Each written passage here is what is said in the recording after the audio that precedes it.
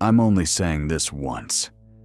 If you ever see frost forming on a mirror, when the room isn't cold, leave immediately, because that's the first sign that the Somerville entity has found you. Somerville used to be a small, quiet town in Massachusetts, population 5,000, families, schools, churches, a place where everyone waved at each other and no one locked their doors. Everything changed in one night. The first missing family was the Randalls. No struggle, no blood, no broken windows, just an empty house, and every mirror inside covered in frost, even though it was August. I was a local reporter back then, and I thought I could find the truth. I thought I was smart, curious, brave. Curiosity is a disease, and Somerville was its cure. I went to the Randall house before anyone else. Police tape wasn't even up yet. The air outside was warm, but the front porch was freezing cold. So cold my breath turned white. I heard a noise inside, a soft scraping, like long fingernails dragging across wood. Slow, steady, patient. I told myself it was a mouse, or maybe a branch hitting the siding. I opened the door. Inside, every wall, every picture frame, every mirror was coated in frost. I touched the glass of a hallway mirror, and the cold burned my skin. My reflection looked back at me, but something was wrong. My reflection was smiling, and I wasn't. I stepped back, and the reflection didn't move. It just kept smiling. Wider, too wide, like the jaw was separating. Then it raised its hand. Slowly. I didn't move mine, but the reflection still lifted its arm. I whispered, "What the hell?" And then I heard it. A whisper from inside the mirror, not in the room, not behind me, from inside the glass.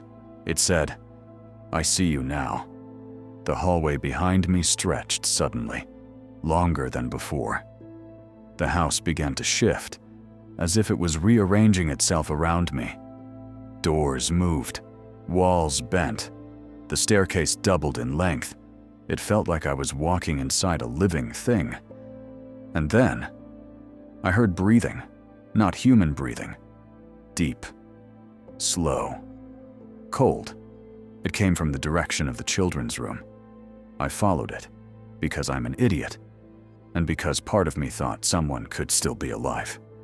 Inside the room, I saw him, Tommy Randall, 6 years old, sitting in a circle of broken mirror pieces, eyes closed, hands shaking. I touched his shoulder. He opened his eyes. His pupils were gone, and inside his eyes, I saw my reflection, but not me, a distorted version of me. Jaw unhinged, arms too long, skin pale as frost. Tommy whispered, in a voice that wasn't his, "She chose you." Every mirror in the house shattered at once, a sound like glass screaming. Shards flew across the room, but stopped midair, hovering, pointing toward me. Then the shards began to melt, forming long, white, slender hands. Hands with too many joints, crawling across the walls, the ceiling, the floor. I grabbed Tommy and ran. The hallway stretched again, like a throat closing. The floorboards turned to ice. My lungs burned with cold. Behind us, I heard something crawling, not walking, crawling. Fast, clicking its nails on the walls and ceiling. Every mirror we passed reflected a different version of me. Some screaming, some begging, some dead.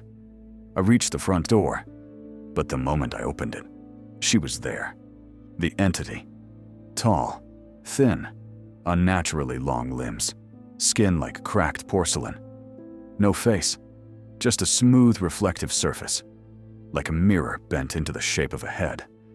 In that surface, I saw myself die, over and over, in different ways, different futures, different deaths. The entity reached out a hand and whispered inside my skull. "You were chosen the moment you looked back." I blacked out. I woke up in the woods 2 miles away. No Tommy, no house. Authorities said the Randall home never existed. The land was empty. No foundation, no debris, nothing. But there's frost on every mirror I look at now. And sometimes, I see my reflection turning its head before I do. Sometimes it smiles. Sometimes it whispers. And last night, it stepped closer to the glass, like it was trying to push through. If your mirror ever freezes, or your reflection smiles on its own, get out of the room. Get out of your house. Get out of the city. Because once the entity from Somerville sees you, you're already part of her reflection.